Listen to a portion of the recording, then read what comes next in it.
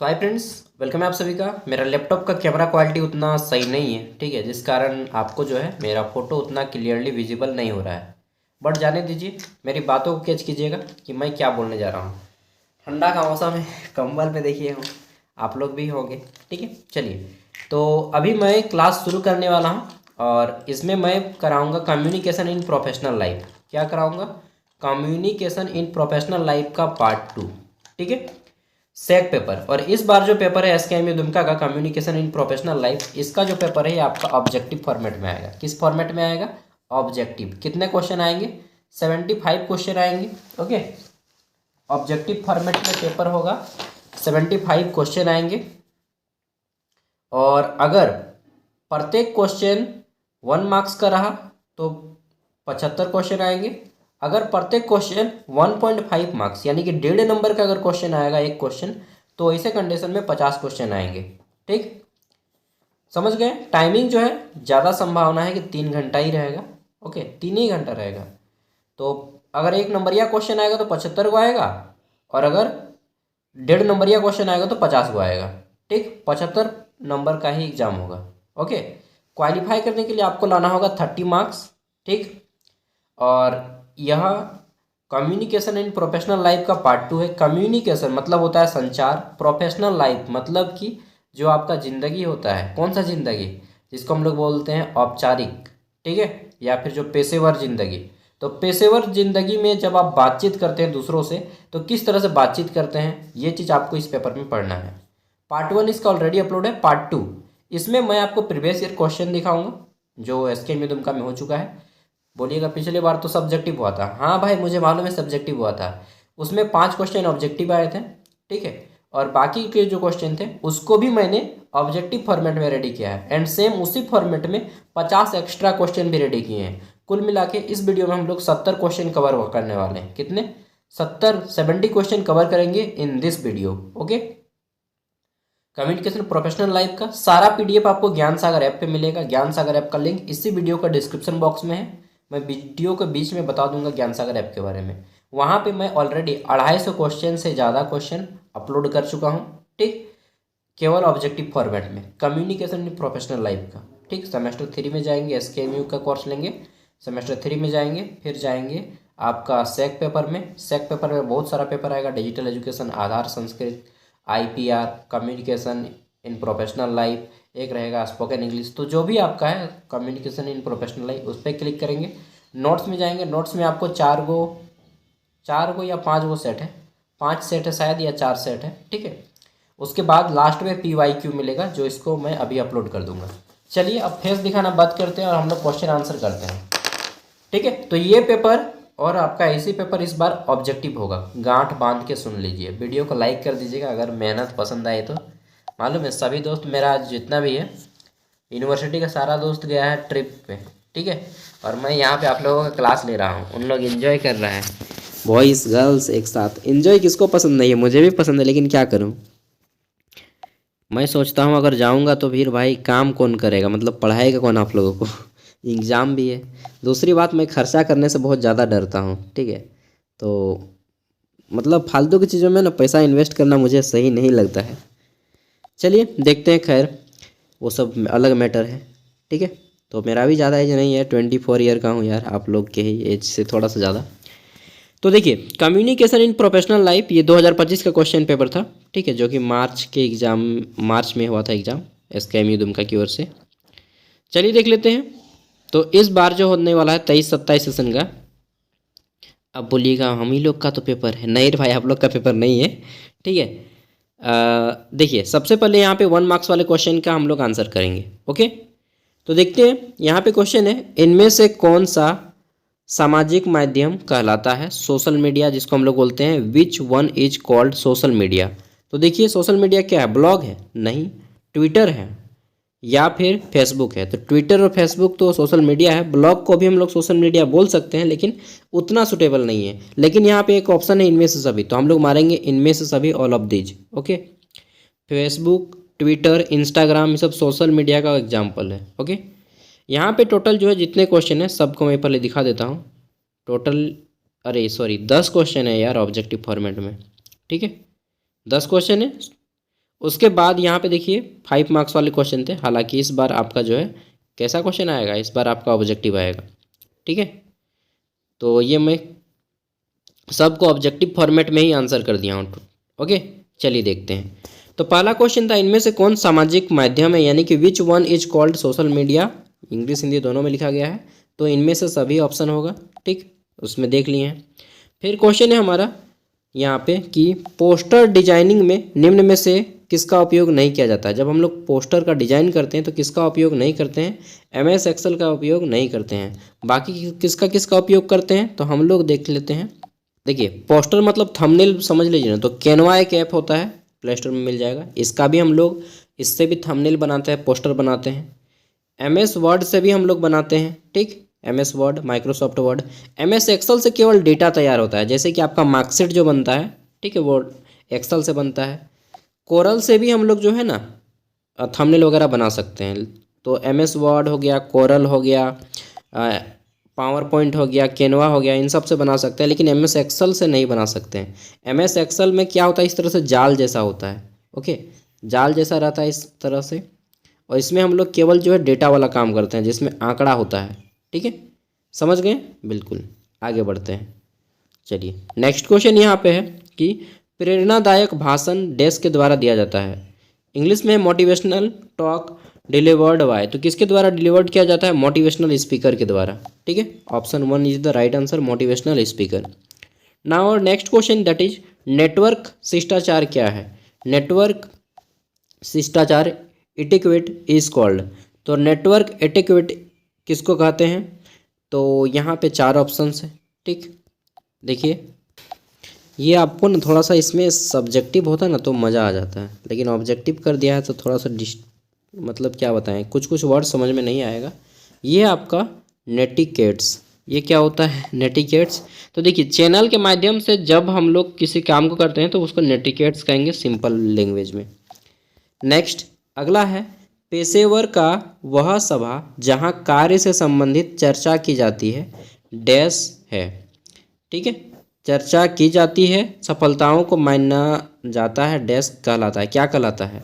ठीक है, तो इंग्लिश में पूछा गया है, a gathering of professional to listeners, यार सी है या ई है जी, सी है ना, listeners work celebrate successful is called. तो क्या कहेंगे, पेशेवरों का वह सभा, मतलब जहाँ पे एक असेंबली होता है, बहुत सारे आदमी जाते हैं, जहाँ पे कार्य से संबंधित चर्चा की जाती है। जैसे हम लोग कई बोलते हैं कि वर्कशॉप अटेंड करना है, आज कोई सर आ रहे हैं और हम लोग को बताएंगे, इसके बारे में ट्रेनिंग देंगे। ठीक है, ये होता है ना, तो मोटिवेशनल स्पीकर में जैसा जाया जाता है एक सभा, और सफलताओं को मनाया जाता है, सेलिब्रेट करते हैं किसको, सक्सेस को। तो इसको क्या कहेंगे, मोटिवेशनल टॉक कहेंगे, या फिर बिजनेस मीट कहेंगे, या टॉक कहेंगे जिसको हम लोग व्याख्यान बोलते हैं, या नॉन ऑफ दिस कहेंगे, क्या कहेंगे इसको। देखिए, इसका एक्चुअल आंसर होना चाहिए था सेमिनार। ठीक है, लेकिन यहाँ पे, या वर्कशॉप, लेकिन यहाँ पे दिया है प्रेरणादायक सभा, तो इसको भी मान सकते हैं आप लोग मोटिवेशनल टॉक। ओके, नेक्स्ट आता है हमारा यहाँ पे, प्रभावी संचार के मूल अवयव कौन से हैं। जब आप किसी से इफेक्टिव कम्युनिकेट करते हैं, अच्छे से बातचीत करते हैं, तो आपको क्या क्या क्या आवश्यकता होगी, क्लैरिटी, यानी कि आप जो भी बोल रहे हैं उसमें क्लैरिटी हो। संक्षिप्तता, यानी कि ज़्यादा लंबा टान खींच के लंबा मत कीजिए उसको, ठीक है, छोटा रहने दीजिए, भाषण छोटा हो। सामंजस्यता, यानी कि सब में कोऑर्डिनेट करें, ऐसा नहीं कि आधा बोल रहे हैं आधा आदमी आपकी बात से गुस्सा आ जाए। अब आप आरक्षण का मुद्दा उठा दीजिएगा कि आरक्षण इस देश को बर्बाद कर दिया है, तब तक से एगो ST एगो SC और एगो BC खड़ा होगा, क्या बोल रहे हैं ठीक है, तो ऐसा मत कीजिएगा, मतलब सभी में सामंजस्य हो। तो राइट आंसर हो जाएगा ऑल ऑफ दीज। ओके, तो यहाँ पे एक चीज़ बात को ध्यान रखिएगा, ऑल ऑफ दीज जो है, इनमें से सभी जिस जिस ऑप्शन में देखने को मिले आप उसमें आंख बंद कर टिक लगा सकते हैं। 90% संभावना है कि वही क्वेश्चन सही होंगे। ओके, तो एग्जाम में जिसमें भी आपको इनमें से सभी उत्तर देखें, जिस भी ऑप्शन में, उसको टिक लगाएंगे। सभी ऑप्शन को अच्छे से पढ़ेंगे। एग्जाम का सबसे बड़ा टारगेट होता है ऑब्जेक्टिव में कि सभी क्वेश्चन को अच्छे से पढ़ना और सभी ऑप्शन को भी अच्छे से पढ़ना। ठीक है, अंतर सांस्कृतिक संचार में बाधाएं हैं, barrier of cross cultural communication are. तो देखिए, क्रॉस कल्चरल कम्युनिकेशन में क्या क्या बाधाएं होती हैं।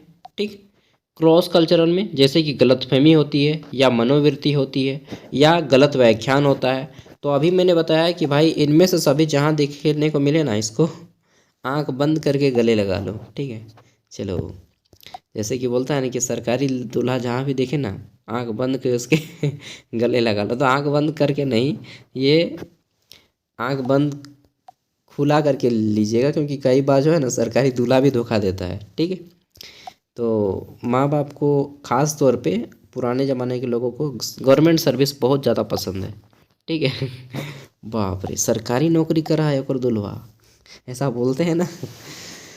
चलिए नेक्स्ट, अगला क्वेश्चन है यहाँ पे। तो ऑल ऑफ दिस को ध्यान रखिएगा, वो मैक्सिमम क्वेश्चन में सही होंगे। किसी कंपनी या संगठन में व्यक्तियों के बीच सूचनाओं का आदान प्रदान क्या कहलाता है? तो देखिए, उसको हम लोग बोलते हैं, क्या बोलते हैं, बिजनेस कम्युनिकेशन, ठीक है। तो जब किसी कंपनी में उसके जो कर्मचारी आपस में जो बातचीत करते हैं उसको बोलते हैं बिजनेस कम्युनिकेशन। क्या बोलते हैं? बिजनेस कम्युनिकेशन, ना कि फैमिली कम्युनिकेशन, ना कि सोशल कम्युनिकेशन। ओके, तो राइट आंसर क्या हो जाएगा? Business communication. नेक्स्ट है हमारा, प्रजाति केंद्रिता डैश से संबंधित है। इंग्लिश में है आपका एथनोसेंट्रिज्म रिलेटेड टू। तो प्रजाति केंद्रिता किससे संबंधित है? देखिए, प्रजाति यहाँ पे बोला गया है ना, तो कल्चर तो होगा नहीं, फैमिली होगा ना, सोसाइटी होगा। तो प्रजाति मतलब एक बार इंग्लिश में पढ़ने दीजिए यार। देखिए, सोसाइटी में अलग अलग प्रजाति के लोग रहते हैं, ठीक है, या जाति के लोग रहते हैं। तो एथनोसेंट्रिज्म जो होता है ये सोसाइटी में ही संभव है, ठीक है। चलिए आगे देख लेते हैं। और ये सब जो वर्ड है ना, एथनोसेंट्रिज्म यानी कि प्रजाति केंद्रिता, ये सब का अपना एक परिभाषा होता है। नेक्स्ट है हमारा, इनमें से कौन व्यावसायिक संचार सांस्कृतिक अवयव है? Which one is cultural component of business communication? तो देखिए, बिजनेस कम्युनिकेशन में, अरे भाई सरकारी दुल्हा यहीं पे खड़ा है, इसको पकड़ो पकड़ो, ठीक है, यही होगा आंसर। बाकी क्वेश्चन नहीं देखिएगा, बाकी को पढ़ना भी नहीं है। अच्छा, नहीं नहीं, पढ़ लीजिए, हो सकता है भाई इससे भी अच्छा इनमें हो। चलिए, तो लीडरशिप यानी कि नेतृत्व, कल्चरल शॉक्स, ठीक है, सांस्कृतिक आघात, नहीं बोलते उसको शौक लग गया, तो कल्चरल शॉक है, यानी कि उसको आघात पहुंच गया है। फिर आता है नेट्रिकेट्स। तो इनमें से सभी क्या है? इनमें से सभी, इनमें से कौन सा व्यावसायिक संचार सांस्कृतिक अवयव है? तो इनमें से सभी बिजनेस कम्युनिकेशन के पार्ट, ठीक है, कंपोनेंट्स। अब ग्रुप बी शुरू होता है, तो इन सभी के लिए हम लोग उसी पे आते हैं। यहाँ पे आपका सबका आंसर कर दिया गया है, ठीक है। ग्रुप बी तक आते हैं हम लोग directly. Group B, group B, रूढ़िबद्धता से आप क्या समझते हैं? तो रूढ़िबद्धता मतलब ऑर्थोडॉक्स जिसको बोलते हैं, ठीक है। यहाँ पे दूसरा वर्ड यूज किया गया है इंग्लिश का। What do you mean by stereotypes? तो देखिए, स्टेरियोटाइप्स भी बोलते हैं। ये क्या होता है? स्टेरियोटाइप्स या स्टेरियोटाइपिंग, जिसमें व्यक्ति पुराने ख्याल से होता है। जैसे कि अभी मैंने एक एग्जांपल दिया है कि सरकारी नौकरी, हमारे जनरली गांव घर में बोलते हैं सरकारी नौकरी से बेटा अच्छा कुछ नहीं, और लेते लेते ना वो फट जाता है ना, वो वर्ड नहीं बोलूँगा। चलिए, मजाक कर रहा हूँ, कॉमेडी भी करता हूँ, दोस्त की तरह पढ़ाता हूँ, ये मत सोचिएगा कि teacher. Okay, I am your friend but I am your teacher. चलिए, तो देखिए, सरकारी नौकरी जैसे कि पुराने माँ बाप को एक बहुत गंदा अवधारणा बढ़ गया है कि पढ़ाई लिखाई करोगे तो गवर्नमेंट नौकरी लगेगा। नहीं, पढ़ाई लिखाई is only for awareness, not for your government job. Okay, तो रूढ़िबद्धती धारणा है कि गवर्नमेंट जॉब करो, या फिर महिलाओं को केवल घर में रखा जाए, ठीक है, महिलाएं घर में बच्चों की देखभाल करेंगी और पुरुष जो है केवल कमाएंगे। तो ये भी एक रूढ़िबद्धता धारणा है। तो ये सब पुराने धारणाओं को मानने वाले लोगों को रूढ़िवादिता कहते हैं, ऑर्थोडॉक्स करते हैं, या स्टेरियोटाइप्स कहते हैं, ठीक है। क्या होगा? फैमिली दोनों को मिल के चलाएंगे यार। तो किसी व्यक्ति या समूह के बारे में पूर्व धारणा बनाना, ठीक। और ये एक रूढ़िबद्धता से एक ये भी होता है कि देखिए, दूसरा उदाहरण ये भी होता है रूढ़िबद्धता, ये पूर्वाग्रह जिसको हम लोग बोलते हैं। समझिए, ये मत सोचिएगा कि यहाँ पर टाइम वेस्ट हो रहा है, ठीक है, कुछ ना कुछ सीखेंगे ही। पूर्वाग्रह, ये क्या होता है? पूर्वाग्रह, हमने किसी व्यक्ति को देखा नहीं, केवल लोगों की सुनी सुनाई बातों पे विश्वास कर लिया होगा कि वह व्यक्ति ऐसा होगा। कोई भी हो सकता है आपकी कोई दोस्त हो, लड़की दोस्त या लड़का दोस्त, ठीक है, कि अरे ना ओकर से ना ओकर चक्कर चला है, ठीक है, आदमी बोलता है ना। अब आपने उस आपके किसी व्यक्ति ने किसी के बारे में बोल दिया और उसके ख्याल से केवल सुनी सुनाई बातों से आपने विश्वास कर लिया कि वह व्यक्ति ऐसा होगा या वह कंपनी का प्रोडक्ट वैसी होगी। जैसे कि अरे नहीं नहीं नहीं, सैमसंग का मोबाइल ना ख़राब हो जाए, ठीक है, तो हम लोग ये जो बोल दें कि ख़राब हो जा रहा है सुनी सुनाई बातों पे, हमने यूज भी नहीं किया है। तो जब हम किसी की सुनी सुनाई बातों पे अपने मन पे कोई धारणा बना लेते हैं तो उसी को पूर्व धारणा कहते हैं। ओके, क्या आप समझ पा रहे हैं? बिल्कुल। चलिए आगे देख लेते हैं। सामाजिक चर्चा क्या है? What is group discussion? या समूह चर्चा क्या है या सामूहिक चर्चा क्या है? ठीक है, तो किसी विषय पर समूह द्वारा विचारों को आदान प्रदान करना ही ग्रुप डिस्कशन कहलाता है। जैसे 10 व्यक्ति मिल के दहेज प्रथा के ऊपर डिस्कस कर रहे हैं कि एक बोल रहा है नहीं दहेज प्रथा सही है, एक बोल रहा है नहीं दहेज प्रथा गलत है। ठीक है, तो सबका अपना अपना तर्क है। दहेज प्रथा सही वाला तर्क दे रहा है कि नहीं रे भाई, लड़की का बाप का अलगे डिमांड है। उन लोग मतलब लड़का लोग को ठुकरा देता है, डायरेक्टली बोल देता है कि नहीं सरकारी नौकरी वाला लड़का चाहिए हमको। ठीक है तो वैसे लोगों को तो हुमच के दहेज लेना चाहिए, बिल्कुल ऐसे लोगों को तो लेना चाहिए। लेकिन जो आदमी मतलब सिंपल कहता है कि हाँ भाई हम लड़के के गुण को देखते हैं, ना कि नौकरी उकरी। ठीक है, हाँ अच्छा खासा कमाता हो, लड़का का व्यापार अच्छा हो, व्यक्तित्व अच्छा हो, फैमिली अच्छा हो, ये सब देखा जाता है। गवर्नमेंट जॉब वगैरह नहीं देखा जाता है। ठीक है, एज ठीक ठाक हो, 28 साल से कम हो थोड़ा सा। ठीक है, तो ये सब जो देखा जाता है तो इसको बोलेंगे, क्या बोलेंगे? सामूहिक चर्चा, जो ग्रुप में डिस्कशन करके करते हैं। ठीक है, ओके। एयरफोर्स में या सीडीएस में जब आप जाते हैं, एयरफोर्स या सीडीएस का जो एग्जाम होता है उसमें ग्रुप डिस्कशन होता है किसी विशेष टॉपिक पे। ठीक है, तो ग्रुप डिस्कशन वही होते हैं। नेक्स्ट, व्यावसायिक संचार क्या है? बिजनेस कम्युनिकेशन क्या है? तो जब आप किसी कंपनी के अंदर आपस में बातचीत करते हैं कंपनी को लेकर तो उसको ग्रुप बिजनेस कम्युनिकेशन करते हैं। ठीक है, उसमें किसी कंपनी के बारे में डिस्कस किया जाता है।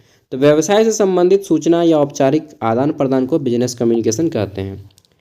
नेक्स्ट है आपका नेटिकेट्स क्या है? अभी हम लोगों ने पढ़ा है नेटिकेट्स, इंटरनेट पर शिष्टाचार के नियम। जैसे आप इंटरनेट पे किसी का जो है वो फोटो इस तरह से एआई एडिट करके नहीं भेज सकते। ठीक है, मतलब समझ रहे हैं ना मैं क्या बोलना चाह रहा हूँ? वो वर्ड सब बोलूँगा नहीं। ठीक है, गर्ल्स का कोई कोई फ़ोटो वैसा करके भेज देता है, तो वो सब नहीं करना चाहिए। शिष्टाचार के नियम होते हैं। आप किसी के कमेंट में गाली नहीं लिखिएगा, ये सब शिष्टाचार के नियम हैं। ठीक है, तो नेटिकेट्स क्या है? इंटरनेट पे जो नियम एंड कानून को फॉलो करना होता है जिसको शिष्टाचार बोलते हैं, वही आपका नेटिकेट्स है। ग्रुप सी के क्वेश्चन जो थे उसको भी मैंने वन लाइनर में बना दिया है सबको। नेक्स्ट क्वेश्चन है आपका, ट्विटर एक प्रकार का क्या है? तो ट्विटर एक प्रकार का सोशल मीडिया प्लेटफॉर्म है। ठीक है, सामाजिक मीडिया है, यानी कि सोशल मीडिया है। ट्विटर हो गया, फेसबुक हो गया, इंस्टाग्राम हो गया। यूट्यूब क्या है? यूट्यूब और Google. YouTube Google social media platform नहीं है, note down. YouTube and Google is not a social media platform, it is a search engine. Okay, GOOGLE, Google हो गया, यूट्यूब हो गया, याहू हो गया। ठीक है, ये सब क्या है? ये सब आपका एक सर्च इंजन है। यहाँ पे आप लोग सर्च करने जाते हैं, स्क्रॉल नहीं करते हैं कि किसका पोस्ट आया। ठीक है, यहाँ पे क्या करते हैं? सर्च इंजन है, तो ये आपका सर्च इंजन कहलाता है। और सोशल मीडिया हो गया आपका ट्विटर, फेसबुक, ठीक है, इंस्टाग्राम। चलिए आगे देख लेते हैं। नेक्स्ट हमारा है ऑडियो बुक डैश से संबंधित है। तो ऑडियो मतलब आवाज़। ठीक है, किताब जैसा जब आप किसी किताब को कोई पढ़ के सुनाता है तो उसको ऑडियो बुक बोलते हैं, जिसमें आपको श्रव्य माध्यम होता है, यानी कि ऑडियो मीडियम होता है। ओके, नाउ और next question, that is question number 17। And यह क्या बोल रहा है कि मौखिक प्रस्तुति डैश में महत्वपूर्ण है। तो जब हम लोग मौखिक बातचीत करते हैं, ओरल, ठीक है, ओरल कम्युनिकेशन करते हैं, मौखिक प्रस्तुति डैश में महत्वपूर्ण है। किस में महत्वपूर्ण है? मौखिक, तो व्यवसाय में। ठीक है, ओरल कम्युनिकेशन आपको बिजनेस में काम देता है, व्यवसाय में काम देता है। ठीक है, नेक्स्ट आता है हमारा विश्लेषणात्मक प्रतिवेदन क्या है? Analytical report is based on, किस पर आधारित होता है? विश्लेषणात्मक प्रतिवेदन। प्रतिवेदन मतलब रिपोर्ट होता है। ठीक है, तो जब आप किसी विशेष टॉपिक पे थोड़ा सा आंकड़ा यानी कि डेटा वगैरह दे के, ठीक है, मैथमेटिकल कैलकुलेशन करके, रिसर्च करके जब कोई डेटा, कोई रिपोर्ट तैयार करते हैं तो उसको हम लोग बोलते हैं विश्लेषणात्मक प्रतिवेदन। तो ये किस पे आधारित होता है? डेटा पे और आंकड़ों पे। ठीक है, विश्लेषण जो करते हैं हम लोग वो किसी डेटा होता है, कोई तथ्य होता है। ठीक है, जैसे भारत की जनसंख्या कितनी है? तो भाई उसका तो डेटा होगा ना कि इस राज्य में इतने, इस राज्य में इतने, इस राज्य में इतने, सब राज्यों को जोड़ के इतना व्यक्ति है भारत में, तो वो डेटा है, आंकड़ा है। ठीक है, चलिए 19 नंबर क्वेश्चन है, प्रोन्नति साक्षात्कार से संबंधित है। Promotion interview is related to, तो प्रोन्नति साक्षात्कार से संबंधित क्या है?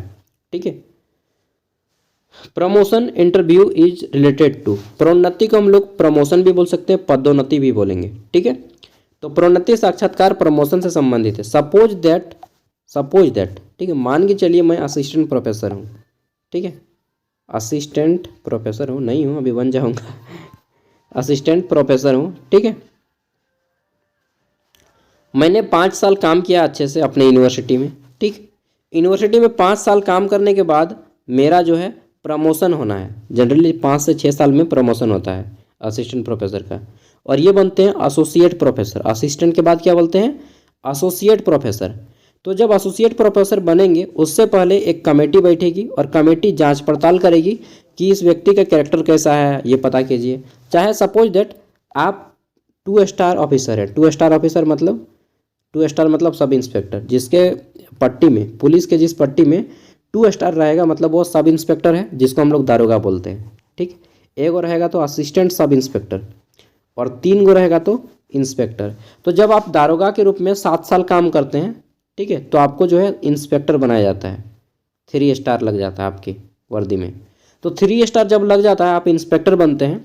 ठीक है, तो 7 साल जब आप काम करेंगे तो प्रमोशन से पहले एक कमेटी बैठता है और कमेटी डिसाइड करती है कि ये व्यक्ति 7 साल में क्या क्या काम किया, इसके कितने अच्छे काम है, कितने बुरे काम हैं। ठीक है, इसका परफॉर्मेंस कैसा है, रेटिंग कैसा है, लोगों के बीच इसका व्यक्तित्व कैसा है, कहीं इन्होंने बीच में कुछ उल्टा पलटा तो काम नहीं कर दिया, जैसे कि होता है ना कि एम्प्लॉय के साथ झगड़ा करना, किसी का हरासमेंट कर देना।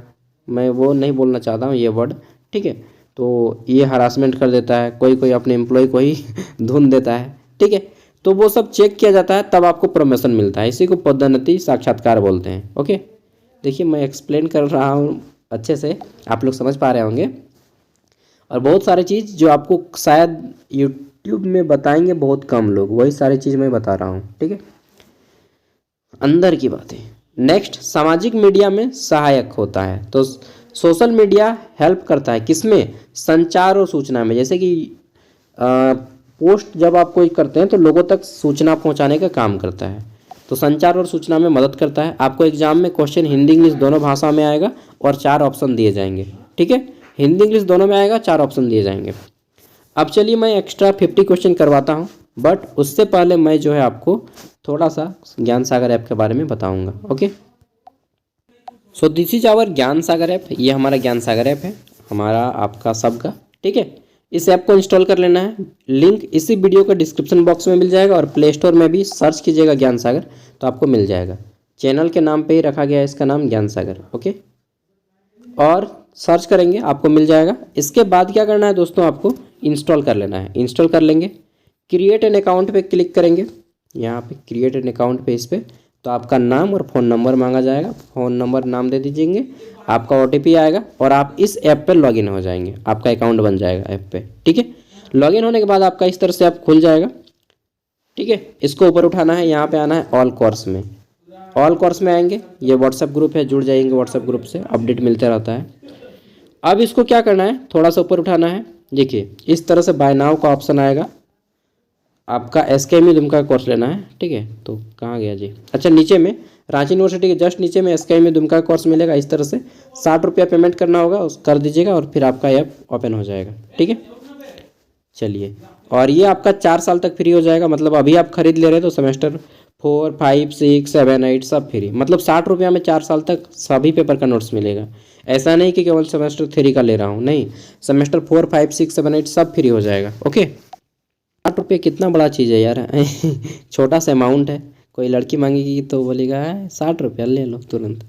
4 साल बाद, 4 साल तक फ्री में इतना सारा नोट्स दिया जाएगा। ठीक है, इतना गाइड करूँगा यार आप लोग को। चलिए, इट्स योर चॉइस। तो देखिए अब हम लोग करते हैं 50 क्वेश्चन, जिसमें से मैं 30 मिनट का वीडियो रहता है, आपको मालूम होगा।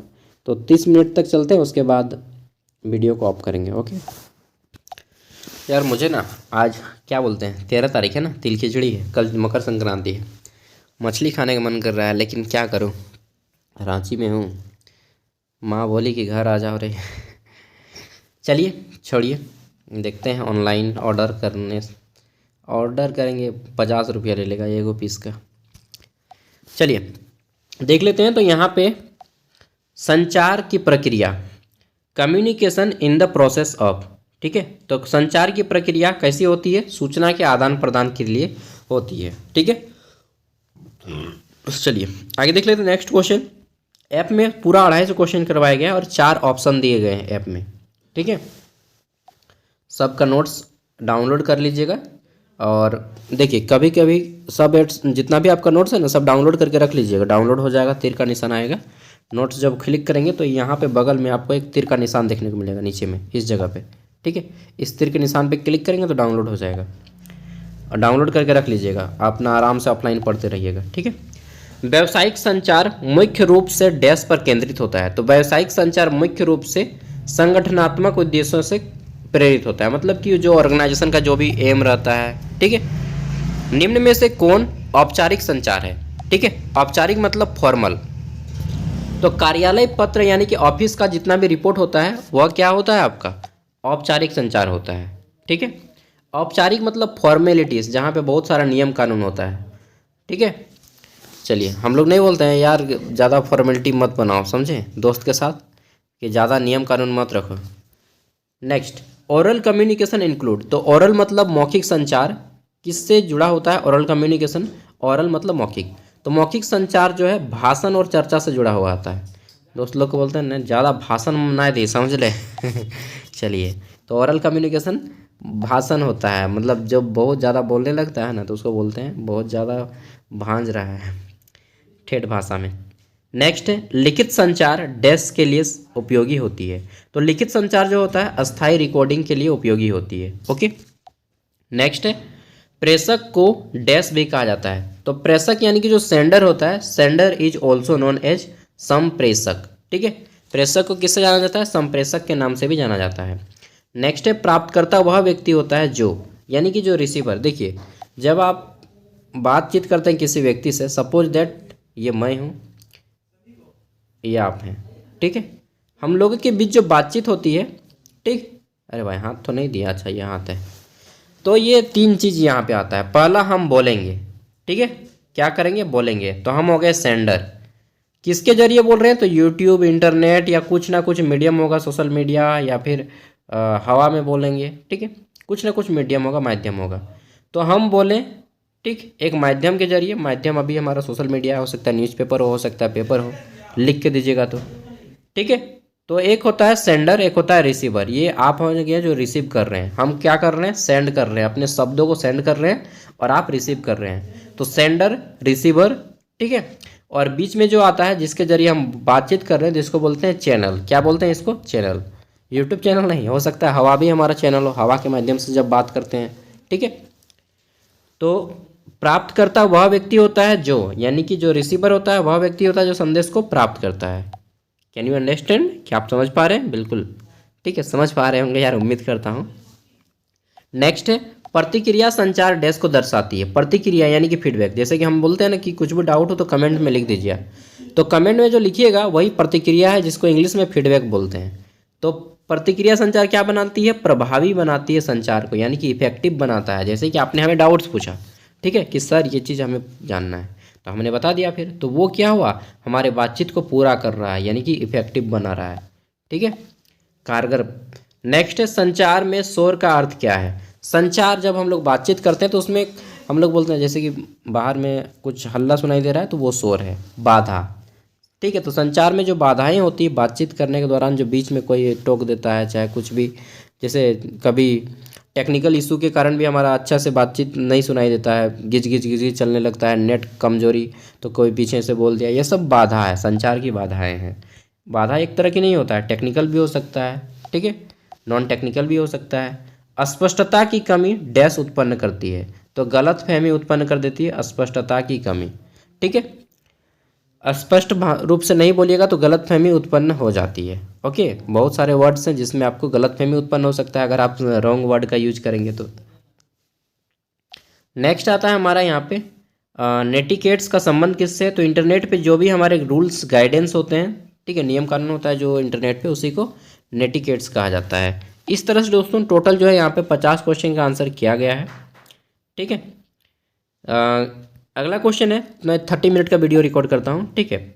12 नंबर, ईमेल में बड़े अक्षरों का प्रयोग डर से दर्शाता है तो चिल्लाना। जब आप ईमेल पे बड़े बड़े बोल्ड लेटर करते हैं तो ज़ोर ज़ोर से बोलना, उसको समझा जाता है कि भाई इसमें जो है थोड़ा मेहनत करके व्यक्ति बोला है, ठीक है। तो इसको पढ़ लीजिएगा, पूरा आसान है, सब आसान है, ठीक है।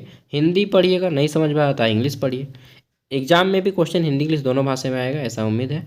और क्या भैया, यही सब क्वेश्चन आएगा। देखिए, कोई भी 100% कन्फर्म नहीं बोल सकता है कि यही सब क्वेश्चन आएगा, ठीक है। अनुमान ही हम लगा सकते हैं कि भाई ऐसा ही क्वेश्चन आएगा। अब मैच कितना करेगा ये भी मैं नहीं बोल सकता, हाँ, लेकिन अच्छा खासा मैच करेगा ये जान के रखिए, ठीक है। तो पूरा ऐप में PDF दिया गया है, सबको इंस्टॉल कर लीजिएगा। 60 रुपया में 4 साल तक यूज कीजिए, पूरा दबा के एकदम दबा के यूज क्या कीजिएंगे पढ़ के यूज करेंगे ना। चलिए, thank you, bye, all the best, मिलते हैं नेक्स्ट वीडियो में। एंड इसके बाद हमारा एक पेपर आएगा, AEC पेपर जो भी है। देखिए, मैं बता दे रहा हूँ, AEC पेपर में मैंने किसका किसका अपलोड किया है। मैक्सिमम का तो AEC पेपर हिंदी या इंग्लिश ही होगा। AEC मैंने हिंदी का कर दिया है, ठीक, हिंदी, इंग्लिश, संस्कृत, ठीक, उर्दू का कर दिया है, पर्सियन का कर दिया है, संथाली का कर दिया है। 1 2 3 4 5 6 भाषा का कर दिया है, ठीक है। और बंगाली का भी कर दिया है। टोटल कितना हो गया, 6 गो 7 गो हो गया, 7 गो भाषा, 7 गो भाषा का मैंने AEC पेपर अपलोड कर दिया है, ठीक है, पूरा डिटेल में, ऑब्जेक्टिव फॉर्मेट में। तो सब मिलेगा बस ऐप में, ओके। प्ले स्टोर में भी सर्च कीजिएगा। और एक चीज़ आपको, इसको मैं फेस दिखा के बोल देता हूँ कि आप लोग ना रेटिंग दे दीजिएगा, ठीक है, 5 स्टार रेटिंग। प्ले स्टोर में जाएंगे तो वहाँ पे आपको रेटिंग देने को मिलता है, या फिर ऐप में भी साइड में दबाइएगा ना कॉर्नर में, तो रेटिंग रहता है, 5 स्टार रेटिंग लिख दीजिएगा। अच्छा होता है, उसमें क्या होता है ना कि ऐप का क्वालिटी बढ़ा जाता है, ठीक है। तो लिख दीजिएगा गुड ऐप फॉर स्टूडेंट, या फिर कुछ भी, ठीक है, good app for student, good app for Jharkhand graduation student, ठीक है, जो भी है। हिंदी में भी लिख सकते हैं कि विद्यार्थियों के लिए, ग्रेजुएशन के विद्यार्थियों के लिए अच्छा ऐप है, सस्ता और अच्छा, लंबे समय तक। चलिए, थैंक यू, बाय, नमस्ते, जोहार, रखते हैं, ठीक है। ऑल द बेस्ट, अच्छे से एग्ज़ाम दीजिए। और हाँ, एग्ज़ाम देने के बाद अपना क्वेश्चन पेपर हमको सेंड कर दीजिएगा। नंबर लिख लीजिए, व्हाट्सएप नंबर, इस नंबर पे अपना क्वेश्चन पेपर सेंड कर दीजिएगा, ताकि हम जो है एनालिसिस करवा सकें। 89 86 60 75 41, ठीक, एनालिसिस करवा देंगे कि कितना क्वेश्चन सही हुआ, कितना क्वेश्चन गलत हुआ, okay. Thank you, bye bye.